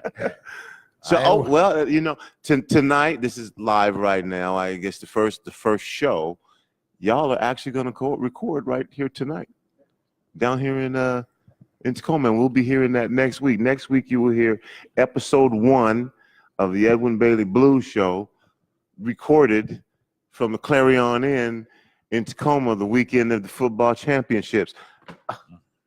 I got nothing. Unbelievable. Live here, Rainier Avenue Radio.world. It's me, Tony B. Tomorrow, we'll be joined by Mac McGregor and Sage Prince and Robin Neal, Princess Robin, Karen KZ Zamit will be around. Did I mention Mac McGregor will be back with us again? And we're looking forward to beginning our broadcast and sharing information with you about more. We'll have interviews with coaches and probably some interviews with some of the athletes as well. And at the end of this, some champions will have been crowned in the state of Washington. Just really looking forward to that. And Edwin, I know for you as a scout and a person who is interested in helping youth forward their education, why don't you spend a little bit of time talking to our listeners about HBCUs? Well, I mean, it's a great opportunity. There are schools in the great part of the country. You know, a majority of them are found right there in the southeastern part of the country. The one that I attended and the one that I love and believe in the most is South Carolina State University in Orangeburg, South Carolina.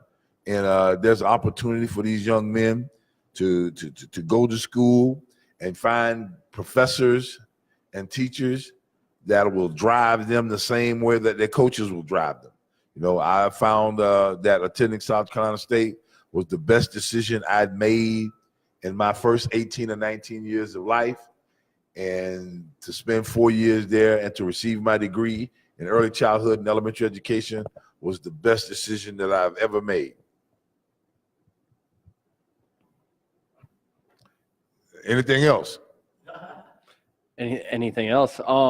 Well, okay, so you already have a huge background on that. So, yes, and I'm drumming up kids. I'm getting them interested. I handled the HBCU fair at Garfield this year. I have another one coming up here pretty soon. And you get the kids to come in, their parents come. It's amazing the amount of parents that came up and wanted to know about what's going on this campus. What's security like? You know, what's the food like? You know, what goes on weekends? You know, and I thought about that. And I'm saying, wow, you know, my parents wasn't concerned about that. You know, but if you're sending off a young lady to college, that would be a concern of mine. looks like we may be looking to patch somebody in here pretty soon, which means I might need to juggle some things really quick. Shouldn't be too difficult. Sing a song or something? Or, you don't want to sing. I mean, we don't know. No. Yeah, you get it. Hey, well, hey, I know for a fact I said singing. I'm sure my wife took off out of the room running.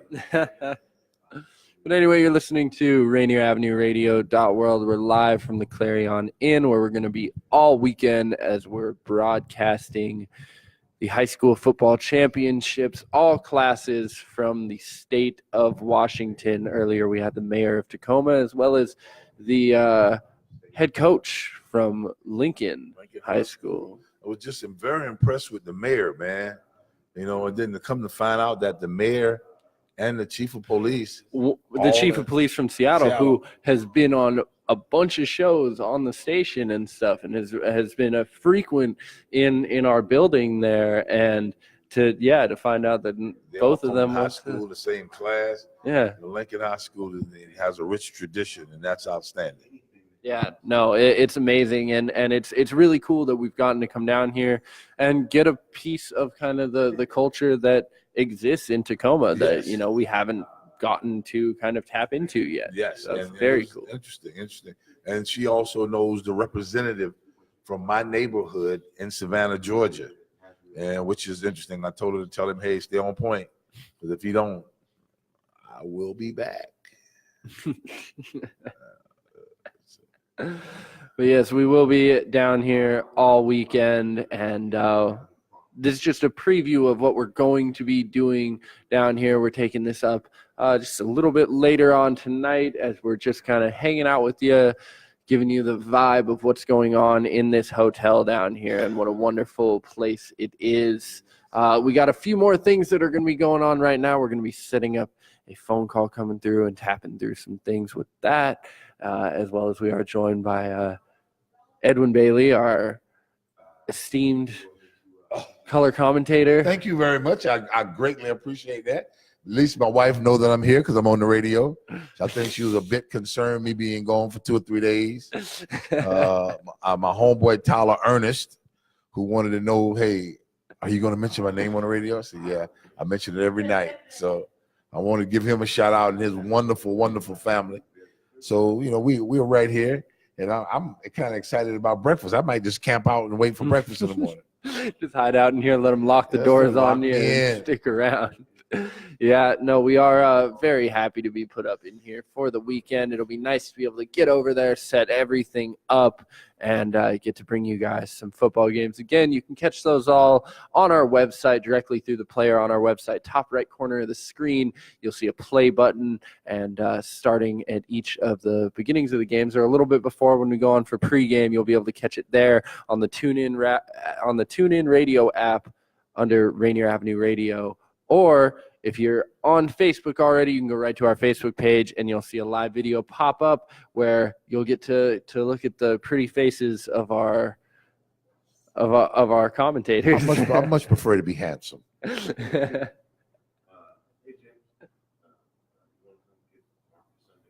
Yes. So if you want to fill up some time as I. Okay, I'll sit here and talk about the O-Day game, you know, and figure out exactly how they're going to travel. I guess they're going to bring in a crowd of people. Eastside Catholic does an outstanding job. I think it's going to be an outstanding football game. That's the game I'm looking forward to seeing the most. You know, I guess they've already played the 8-man games. All the 8-man games are over with, or we're going to see 8-man? We'll see them tomorrow. Okay. So it should be a talented weekend. You know, I guess I'll have to run and go back to work, and then come back here tomorrow. You know, I'll go and work for a couple hours. I hope my boss is not listening to me on the radio, and I'm not at work. She's gonna truly be upset. So, that was 3 seconds of dead air. I heard about that once, T. Tell me about some of the blues you play on your show. Well, you know, I've been listening to an interesting radio station. This is 88.5. And I spent a little time in Memphis, you know, at the BB King. And I am excited about that. And I'm also excited about a little bit of jazz. I plan to mix jazz and blues, and I think it's going to be an exciting time. You know, like I said, the one thing I really want to do is can't wait to get the T-shirts made up. You know, and I'll hand them out. But it's I'm really, really excited about it. I love music. I have a son that's a musician, so we're gonna get this going. I am fired up about it. What are you all doing, man? Y'all don't blow up nothing while I'm sitting here. That looks like something that'll blow up.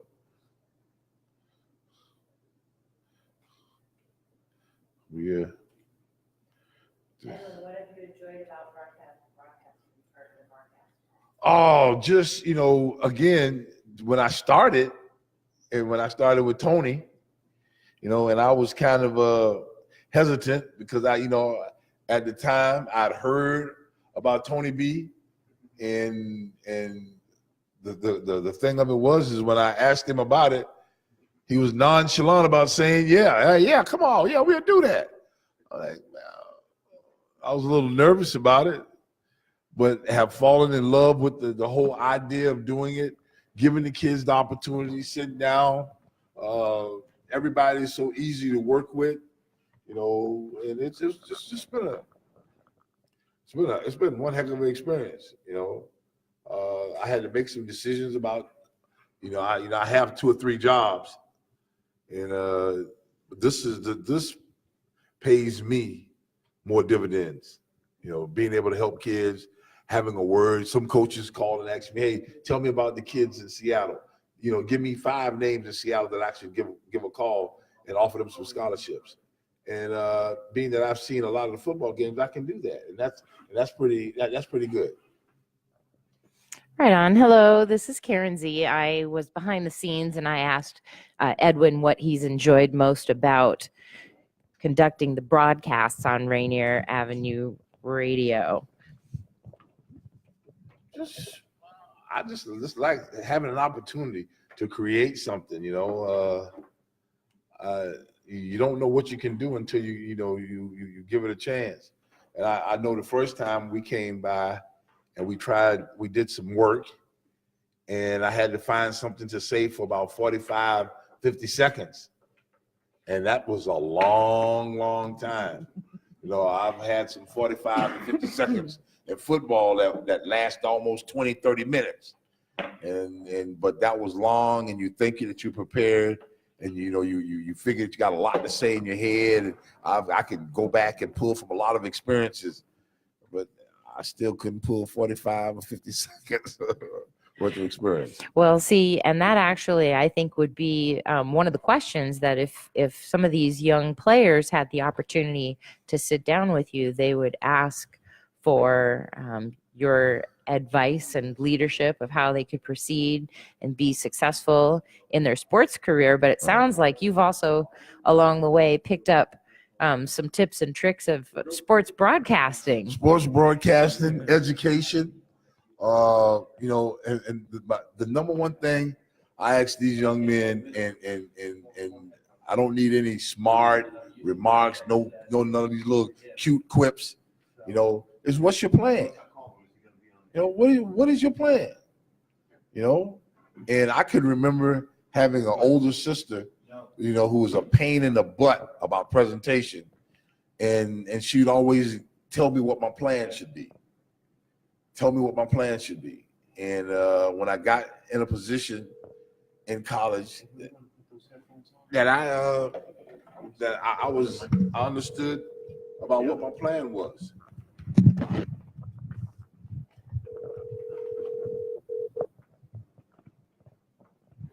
All right. Hello. Joining me on the phone is Tacoma's very own Wazoo graduate and Seattle Seahawk, Mr. Marcus Trufant. How are you doing, sir? Doing just fine. How about yourself? Fantastic. And also with us is fellow Seahawk legend, Mr. Edwin Bailey. Hello, Marcus. Hey. And Marcus, we're talking WIAA football, and the championships are taking place here in Tacoma. Thank you for joining us, and it would be great to get some of your feedback about the impact of what this does and what this can do for a student athlete, and the impact that this has on like the city of Tacoma and you personally. Because I talked to your mom a bit, and she told me you participated in the championship game in Tacoma. Absolutely, I did. And of course, I got some good memories about it, got some bad memories. I went in and our team came in the dreaded second place.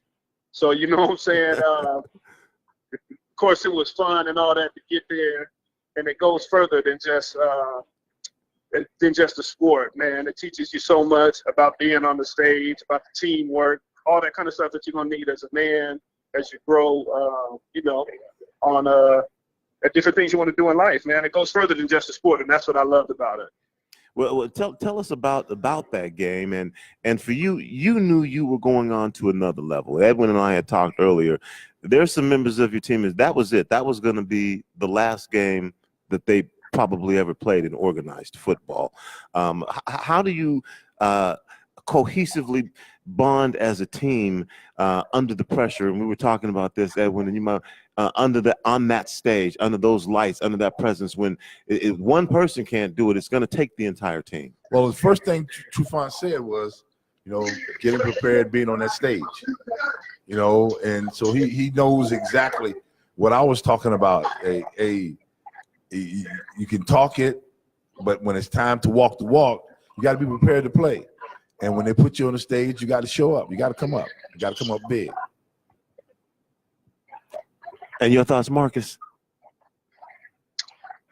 Could you repeat that, my man? Yeah.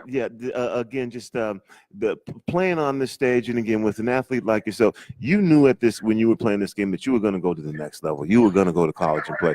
Some of your teammates, this was the last game they were ever going to play in organized football. I just wanted you to talk about what that means, and as a student, what these students are going through, and what you need to do to prepare yourself as a team to play in this game. I think it's a little different, man. I know growing up, I really wasn't thinking, or I guess my focus wasn't,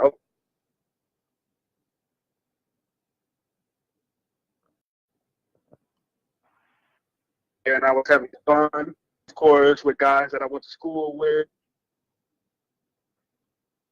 every day. And you good, and as you want to do good, of course, for the man that's next to you, and it starts with the coach. How to have a good leader, be teaching the right things. He's got to be said. I know sports carries over into life, so you know, I just always appreciated that it's more than just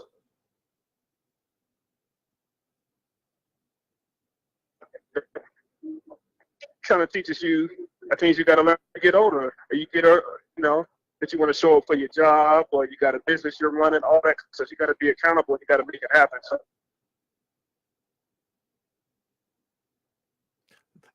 Marcus, I'm not sure if you can hear us. Your phone is breaking up a little bit. But have you been keeping up with the athletes in the area? One of the things that Edwin mentioned was he was talking about again the talent pool from the state of Washington. And have you been keeping up with the talent football-wise in the state of Washington over the last few years? And what do you think about the talent that's coming out of the state? I think the talent is great, man. I think the talent is great. There's always a lot of talent in Washington. At times, I feel like we get overlooked by maybe some of the other bigger states. I guess whether that be California or whether you go down south somewhere. But I think the talent in just out in this way, I think is great, man. I think more schools need to take a look at this area. And also, if you could, would you mind talking a little bit about the Trufant Family Foundation, man? I know that y'all have had this foundation and contributed and given back to the community for a number of years. So would you mind telling us a little bit about the Trufant Family Foundation, how it came to be, and what your mission is? Yes, the Trufant Family Foundation. I always wanted to give back to a community, of course, that gave to me as a young man. So, my first or second year in the NFL, I had to set this thing up. I wanted to be able to give back. And we have scholarship programs. And, of course, we work with various causes, whether it be sickle cell, whether it be autism, whether it be breast cancer. And we do everything here locally. And that's where we wanted to make our biggest impact. And just to be able to really work with the youth and groom young women and young boys to come up and be a great men and women of this community. And Marcus, again, we've got some folks in Tacoma from other areas of the state, and some of them rural areas, but one thing they all have in common is that they made it to the championship game. And so what advice would you have to these young men? As you mentioned, you said you lost. Right. So it's kind of a two-part question, because obviously that stuck with you, but what advice would you have to the young folks who are playing, the student athletes who are participating tomorrow? Again, some of them are from B8 schools, that maybe have 12, 15 players. Some of them from schools that, are private schools that have a number of different resources, but still some of them are going to go on other things, maybe some D2. Again, you mentioned, owning businesses and getting your education. What do you have to say to those who are participating in this game and listening right now? What should they take away from this whole thing? I think you really got to cherish the moment. I think it really comes down to cherishing the moment. I can still remember plays from the championship game I played in, and things that, of course, I wish I would have did, or just know that this, you only get one chance at this. I know most of the guys. I think I was a senior. I think it was my senior year, and this was one of my last high school games. So, I wanted to leave my mark. So it just comes down to really enjoying the moment and just going out and giving it everything you got. And I just try to be focused and try not to make the stage bigger than what it is.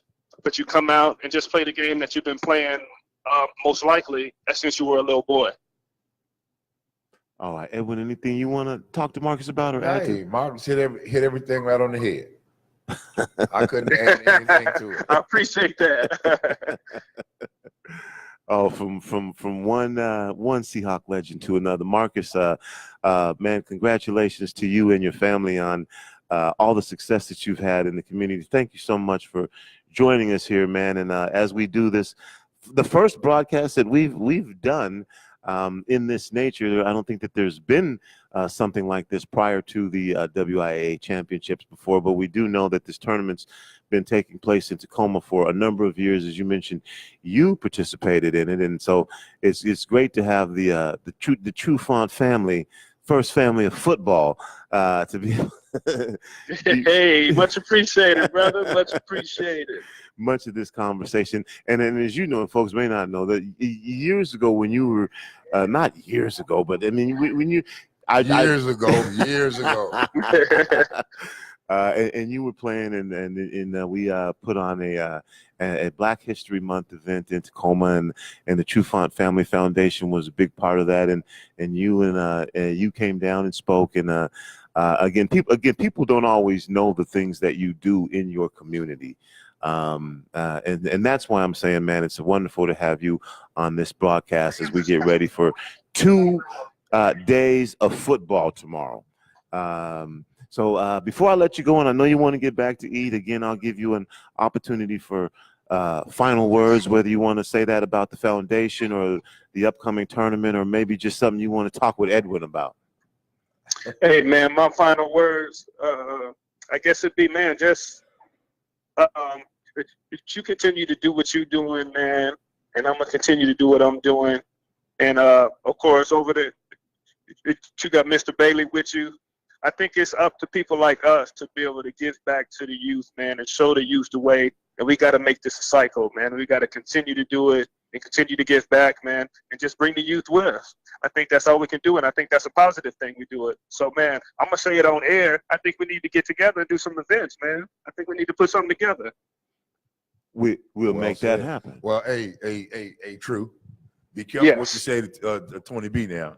Because I started talking to him about calling high school football. And then I know it's gonna be on. Oh, right? It is on, man. It's on and popping. He doesn't hold back. He goes for it. Well, True, we will definitely make that happen, bro. And no doubt about it. I'll be in touch with you. We said it on the air, and so we gonna do it. Ain't no thing but chicken wing. Well, I appreciate y'all having me, man. Thanks for joining us. Let you get back to your family and enjoy yourself. And of course, we'll be bringing you up over the course of this weekend. Much appreciated. Much appreciated. Thank you. All right. Thanks. You're listening to Rainier Avenue Radio.World. That was Marcus Trufant, just an outstanding football player, an outstanding member of our community, and just a good person, I think, Edwin. All in all, I've had an opportunity to meet him, hang out with him. We did some Seahawk functions together. Just a quality young man, and he thinks more about the community, more about the kids. He's just a solid individual, man. Yeah. He's a guy that I know the Seahawks is happy to have around, and I'm sure that the state of Washington is happy to have him here. And once again, tomorrow at 4 p.m., tune in. We will have Kalama versus Napavine in the 2B game, eight men football, and then at 7:30. Arguably this is the biggest game in the state. Old Day versus Eastside Catholic, 3A football, the Fighting Irish and the Crusaders, 7:30. Rick Dupree on the play-by-play. And Robin Neal will be here with us for halftime. Mac McGregor will be here. And then, of course, our very own Edwin Bailey, the best color commentary and analyst. Oh, man, you're making me blush. the best. And then on Saturday, a full lineup of games, Edwin. 1A football, Newport versus Colville. Colville coming back. Yes. To repeat. And 1 p.m. game, Linden Christian versus another repeater, Hawkinson in 2A. Hawkinson was a good football team from last year. Yeah. I remember them. Yep. And then one of your favorites, Elmira Cooley Heartline. Oh, my. Anytime you got 3 names, you got to be tough. And they will be taking on Odessa, and again, trying to repeat. And then in the 4A game, Lake Stevens will be taking on Union. So we'll be bringing those games to you right here on Rainier Avenue Radio.World. Again, a big thanks to our sponsors, Def Chef and Def Chef Kitchens. We've had a variety of things, everything from yams to the chicken and greens and you're making me hungry. Making me hungry. And then Earshot Jazz. Thank you as sponsors of this broadcast during our season of high school football, and our broadcast sponsor for the championship tournament series, the Clarion Inn Tacoma, right in Tacoma Mall Way. And this is where we're at right now. If you're watching us on Facebook, we've taken over the bistro. Some nice digs around here. I mean, you can go across the street and you can go to Winco and get anything you want. And then Edwin, just around the corner is Hooters. Hooters. Yeah. I didn't know that. I did not see that. And from what I understand, great wings. Yeah, the wings are outstanding. Over there. And some great football tomorrow too at the Tacoma Dome. Again, this is Tony D, joined by Seahawk legend Edwin Bailey. Thanks to Marcus Trufant for joining us. I mentioned earlier that he would, and Edwin, he actually tried to get a hold of us at 6, but my phone was dead. Hey. So he was trying. Hey, I had to he's run a out good and get guy, him. man. Yeah. Tony, I did not go to Hooters. I did not go. But hey, I'd love to get together with him, T, and do something, man. Well, he seems to be very, very serious about that. Yeah, and Edwin, and that's the thing about it. And you do this, and you do this because you wanted to give an opportunity for student athletes to have their games broadcast. Yes. And impact, and it's been incredibly successful. And here we are once again, our little small community radio station, the only station broadcasting every game. You can't beat it, man. You can't beat it, T. Can't beat it. And I think the kids. I think this year more kids will benefit than next year. Yeah. And it's going to just continue to get better and better every year. You know, I've talked to a couple of coaches. Are there any kids up there that I need to be paying attention to? Is there any kids up there I should be aware of? Yes, you know, so it's getting bigger. All right. Rainier Avenue Radio.World. Again, we'll be on the air with you tomorrow for pregame at 3:30. And then we'll be here Saturday as well. The 4 p.m. game, Kalama versus Napavine 2B, 8-man football. And I got to be careful when I say that because, again, Almira Cooley had a young woman who was playing nose guard on their team. and was active and played well. Yeah. I was impressed. We had to see where she was if she's back again this year. I will go down and check it out. And, of course, 7:30, Eastside Catholic O'Day. That's tomorrow. And then again on Saturday, 10 a.m., Newport versus Colville. 1 p.m., Lyndon Christensen versus Hawkinson. 4 p.m., Almira Cooley Heartline takes on Odessa, 7:30. And now that game will actually be the game play-by-play by Sage Prince. And then at 7:30, play-by-play by our very own James Street for the 4A Lake Stevens Union Championship. And that will wrap up, Edwin, after that. Man, it's going to be an entire season of football, man. It seems like we just got started. And done again. We've done again. Yeah, it seems like it was just a week ago that we were at the Memorial Stadium for a jamboree of a number of different teams taking on Metro League teams, and we got to see some early action at that point. We got to see Eastside Catholic early in the season. Yes, we did. And we got to see O'Day early in the season. Yes. And a couple of other teams again. When I know you always seem to like Roosevelt because they never quit, no matter Play what hard. the score is. Play hard, you know, and they could be getting beat up around pretty good, and The next thing you know, you look up, they're made of play. Yeah. So it's some outstanding kids that's learning to work hard despite the situation.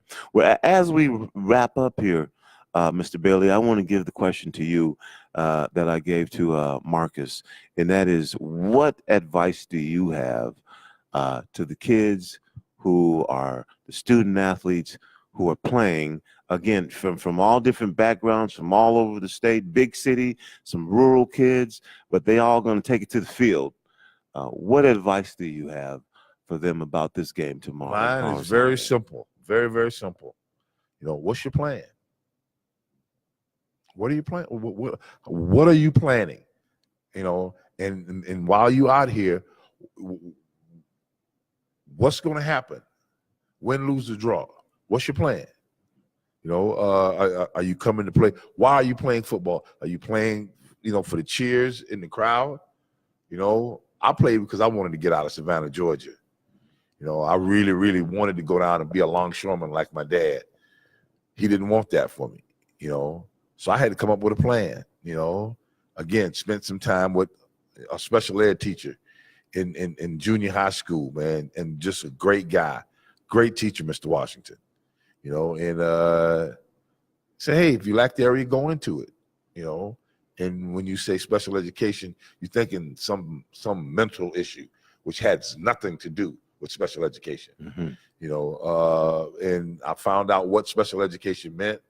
I understood, got an idea of how hard I needed to work. And that was it, man. And like one of the gentlemen said earlier, being on time, accountability, responsibility, and all of that's a part of it. And if you can't answer those questions, man, if you don't have a plan, so why are you here? And you can pretty much tell the guys who don't have a plan, because in 2 or 3 weeks in training camp, it gets a little tough. The days get a little long. The food get a little cold. Boom, they're gone. They're going back home. And they got a million problems that what went on. And the problem wasn't with the school. The problem wasn't with football.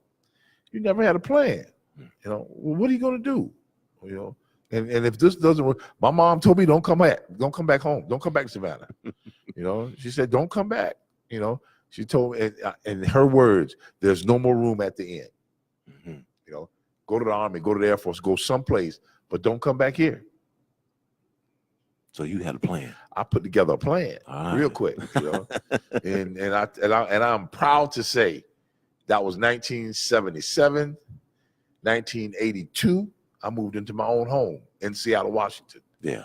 So my plan worked out. Yeah. And most of these kids, they got to get a plan. See, a lot of these kids have been made to be very, very comfortable at home, on their Star Wars sheets, and mom cooking breakfast, lunch, and dinner, dad making sure everything is good. And I had all of that, but like a mama grizzly, when she slaps that cub and the cub takes off running, it's going to run for like 2 or 3 miles. From that point on, you're on your own. My mom slapped me by taking that door key away. I had to come to grips. I had to figure out what I wanted to do. And now, as opposed to getting up on occasions, going to class in elementary ed, I got up every day because I can't go back home. So, teaching school in South Carolina became real. And then football was going well. Football was doing, South Carolina State, we had a very good football program. Willie Jeffries was my first head coach, the first African-American to coach in Division I. Then Bill Davis became my head coach. And these guys just challenged you, man. They challenged you. You have to be to practice, not coming to practice. You got to be on the field at 6 o'clock. So, I got challenged. And it was a great experience. But I had to make a plan, and I stuck to my plan. All right, well, there you go. Words of wisdom from Seahawk legend, Mr. Edwin Bailey. Fail to plan to fail. Yeah. Actually, like one coach asked me, do you make up your bed every day? Like, what that got to do with football? Come to find out, that's very, very important. Yeah. One of the first things they teach you in the Army is how to make your bed. Yeah. Like, okay. we'll see if that got anything to do with it. You've been listening to the Washington Interscholastic Athletic Association Gridiron Classic Preview game. Again, thanks to Masaki Matsumoto, head coach of Lincoln, the Lincoln Tacoma High School football Abes, and then also the city of Tacoma mayor of Tacoma, Victoria Woodards. And again, Edwin, it seems like everybody we talked to today says we got to get together and do something. Yes, So yes. if you could, we're gonna get together and do something. But I'm very impressed with the lady, you know. Mm-hmm. And as I told her, you know, I was very, very close to what was going on in Savannah. I mean, not in Savannah, Georgia, but in all of Georgia. And you know, we had a black female running for governor, and just interesting, just to see how that whole thing works itself out, you know. And I guess she lost, but to come here and then to meet the first black female mayor of Tacoma, it's pretty impressive. all right. Well, I'm getting the cue here. And that's it. That's about all the time we have. That's going to do it. We'll be back with you again from the Tacoma Dome tomorrow at 3:30. Our regularly scheduled programming will now continue for myself, Mr. James Street, Karen KZ Zamit on Mojams. Don't forget, every Monday you can catch Mojams at 10 o'clock. And Mr. Edwin Bailey. Next week we'll be listening to the inaugural Edwin Bailey Blues show, The Love Power Hour. It's me, Tony B. We will catch you tomorrow. Thanks again for listening to Rainier Avenue Radio.World, your community radio station.